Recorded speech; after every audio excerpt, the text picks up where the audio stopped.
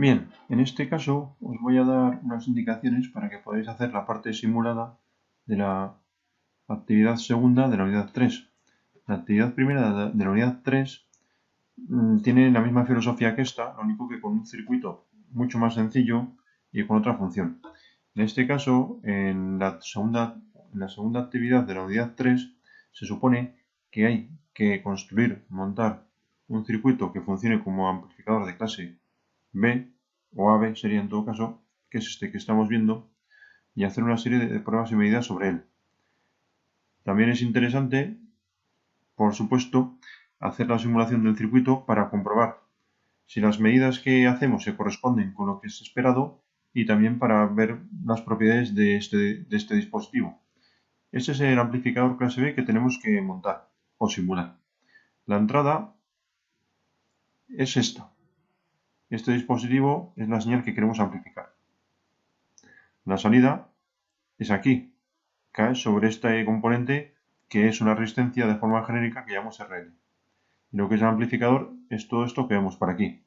Batería, transistor, otro transistor, resistencias R1, R2, R3, R4, condensadores electrolíticos C1, C2 y finalmente una resistencia variable, potenciómetro o como queramos llamar. Todos estos componentes se pueden encontrar en Proteus, en el ISIS para ser más exactos, que es el programa con el que vamos a simular. Yo ya lo tengo simulado, lo tengo construido y simulado, y es este que vemos aquí. Consideraciones a tener en cuenta sobre el circuito. Voy a ampliarlo un poquito. Bueno, en primer lugar, si vemos los componentes que he elegido, aquí está bien, más o menos, ahí. Si vemos los componentes que he elegido, observamos que, lo primero, la batería la he puesto como una celda, esta de aquí, 12 voltios. Las resistencias son resistencias normales y corrientes. La resistencia la he puesto variable, pero en principio sin posibilidad de modificarlo a medida que cambie la simulación. Existen, por supuesto, posibilidades, existen otras resistencias variables que sí puedes cambiar su valor a medida que está simulándose. Y luego los transistores, estos de aquí, BD135 y BD136, son los correspondientes a los BD137 y 138 que pone aquí. Utilizo estos porque Proteus, por lo menos en esta versión que yo tengo, no tiene los modelos de los 137 y 138. Y estos funcionan exactamente igual con la diferencia de que aguantan menos potencia. Pero como en este caso el tema de la potencia no es un problema, aquí los dejamos. Más detalles a tener en cuenta, los condensadores que he puesto son electrolíticos. Aquí los tenemos.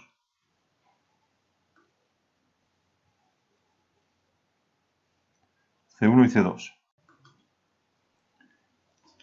Y luego por todos lados he puesto varias probes, tanto de corriente como de voltaje. Probes, es decir, terminales para medir corriente o voltaje en los puntos que indico.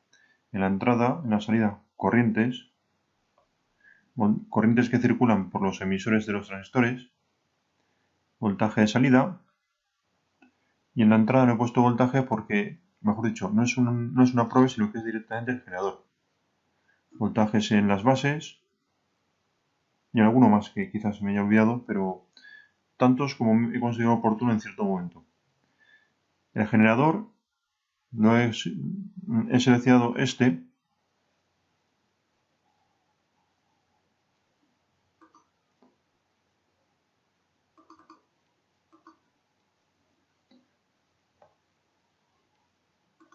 No se olvidan.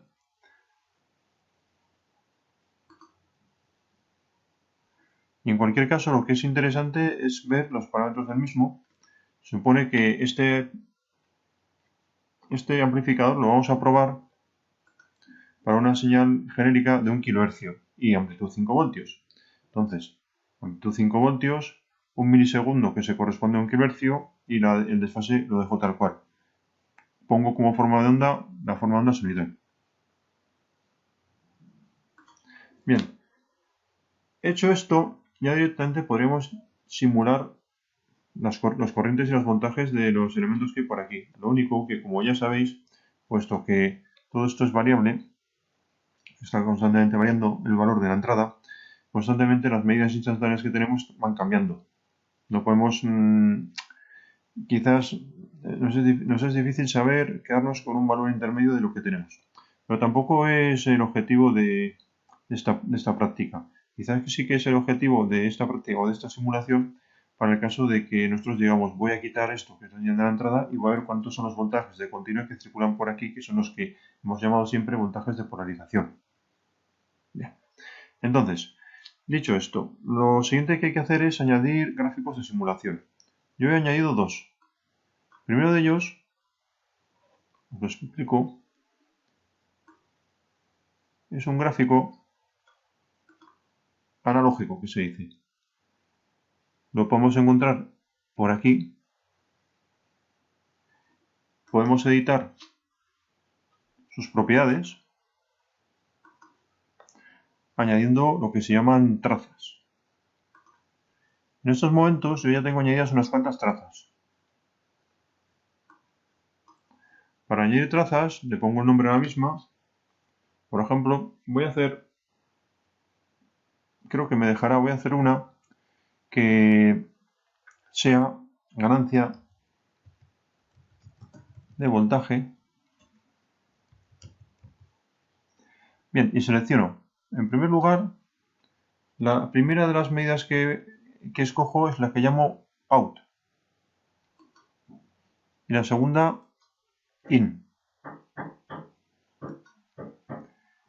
Bien, y ahora la cuestión es que me deje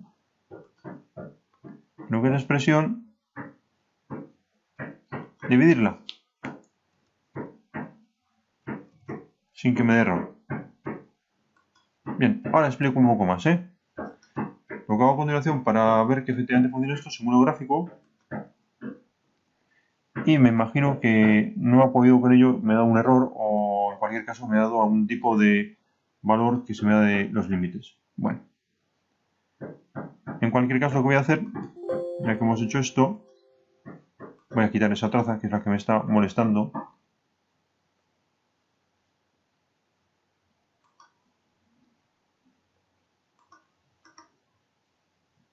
Para lo cual voy a maximizar la ventana. Con el botón derecho pincho encima de esa traza que no quiero y la borro. Entonces aquí me aparecen los resultados de la simulación anterior. Fijaros que aparentemente de las cuatro posibilidades que tengo,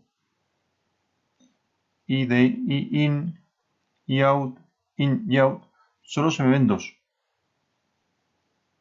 Esta línea se corresponde con out, que es la salida, y esta otra se corresponde con in, que es la entrada. Me explico.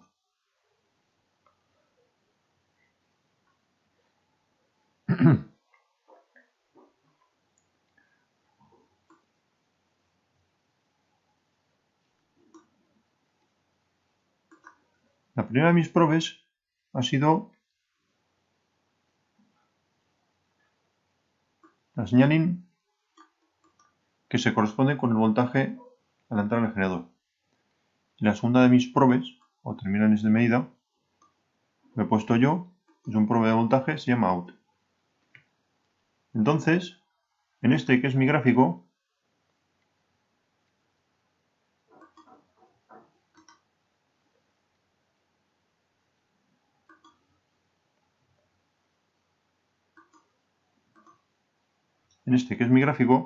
yo tengo in, voltaje de entrada, simultáneamente out, voltaje de salida. Bien, una de las primeras cosas que vemos es que el voltaje de salida es menor que el voltaje de entrada, lo cual es muy curioso para ser un amplificador. ¿De acuerdo? De todas formas, la simulación es correcta. Voy a entrar otra vez en lo que es las propiedades del gráfico. Veis que yo he hecho lo siguiente, puesto que yo sé que la frecuencia que tengo en la entrada es 1 kHz, o sea, de periodo 1 milisegundo, y quiero ver con claridad pues por lo menos 2 periodos, pues digo que el análisis me lo haga entre 0 y 2 milisegundos. ¿De acuerdo? A continuación yo puedo añadir aquí todas las trazas, puedo añadir todas las medidas, las gráficas de las medidas que yo tenga disponibles. Ya pongo el nombre que sea y aquí al desplegar me aparece todos los nombres de corrientes y voltajes que puedo medir que he ido poniendo en el circuito. Incluso me aparece un punto, un voltaje en la resistencia R5 que no me aparecía, pero que es así porque he puesto su nombre y una especie de una etiqueta. Bien. Entonces, más detalles. Cancelo. En este gráfico, para simularlo tengo que poner tiempo de inicio, tiempo de final,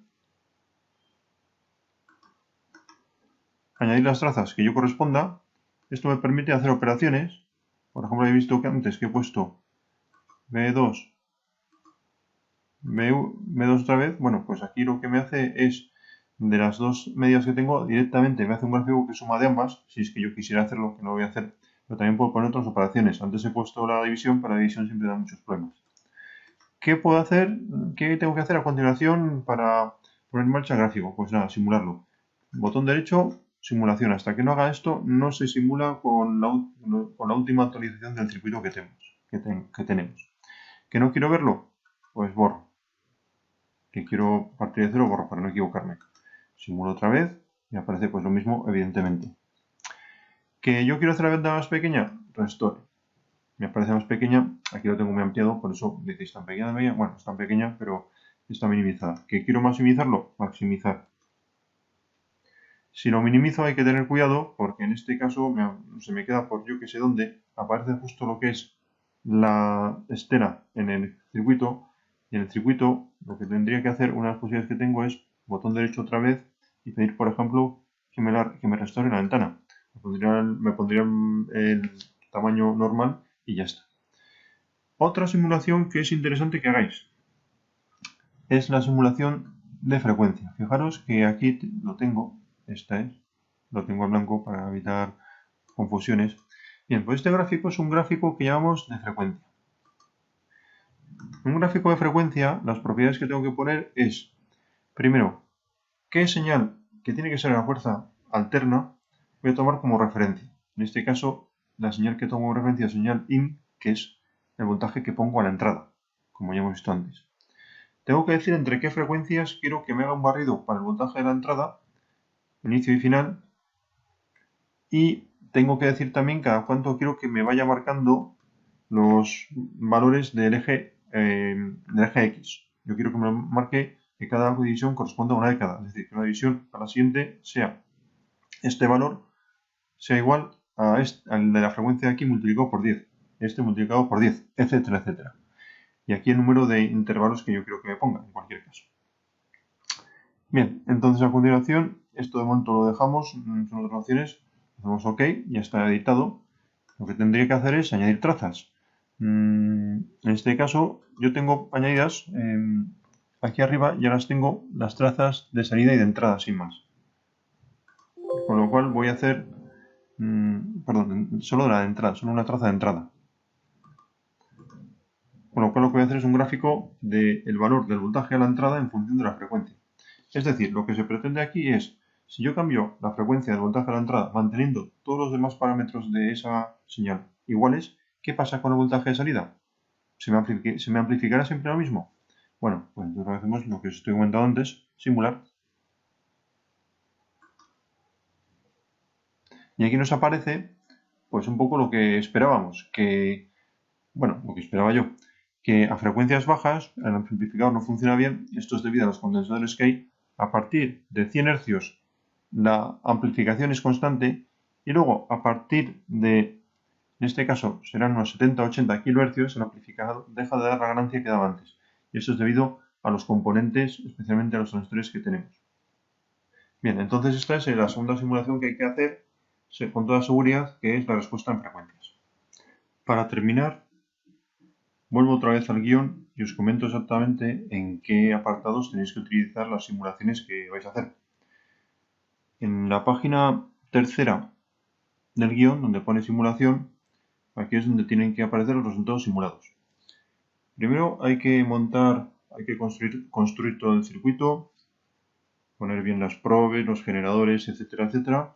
Y a continuación, dos simulaciones, como las que he hecho yo. Una analógica, está bien que la hagamos para un par de periodos de la señal, y otra en frecuencia. en la cual la que me interesa que aparezca evidentemente es el voltaje de la salida en función de la frecuencia hasta los 100 kHz que comentábamos. Cuando tengáis las dos gráficas, con la gráfica analógica se pueden completar estos apartados. Voltaje de pico a la entrada y la salida, corriente de pico a la entrada y la salida, y en función de ello, la ganancia de corriente y de potencia haciendo la operación. Esta tabla de aquí, la segunda de las tablas, las ganancias teóricas de voltaje, se puede intentar, como os he comentado, hacer una gráfica que nos la indique, pero lo más razonable es hacer la operación entre estos valores que tenemos aquí, entrada, salida, sin más. Incluís, por supuesto, una gráfica, incluís en vuestro guión una gráfica, una captura de pantalla de la simulación analógica analógica y de la de frecuencia con los datos que consideréis oportunos y explicándolo, por supuesto.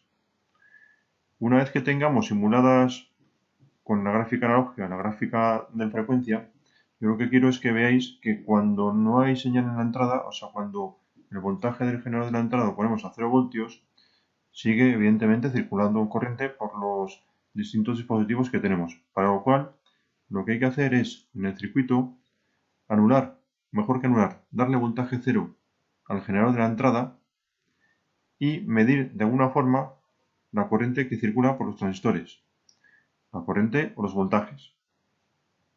Entonces, habrá que medir voltaje entre base y emisor, entre colector y emisor y la corriente que circula por el colector. Esto lo podéis hacer como queráis, en el sentido de que al simular, si habéis puesto probes, terminales de prueba en los puntos apropiados, directamente cuando simuléis os dará el voltaje. Si no, tranquilamente podéis coger y poner, aquí sí, instrumentación virtual, que nos diga el voltaje base emisor, colector emisor de ambos transistores y un amperímetro en serie con el colector de ambos de ellos. Veréis que efectivamente, prácticamente la corriente que circula por los colectores es cero, o debiera serlo, sin señal que tenemos en la entrada, y el voltaje que tenemos entre la base y emisor de ambos transistores supone que rozará o tendría que rozar 0,7 o estar un poco por debajo. En cualquier caso, no superarla. Supone que el circuito solo empieza a funcionar realmente cuando metemos alguna señal en la entrada, pero el transistor, para estar preparado, necesita entre su base y emisor un voltaje de 0,7 voltios. Este apartado que veis a continuación, ignorarlo porque lo utilizamos cuando utilizamos nuestro simulador, que ya pasa la historia. No quiero quitarlo por si acaso tenemos que volver a él, pero bueno, ignorarlo.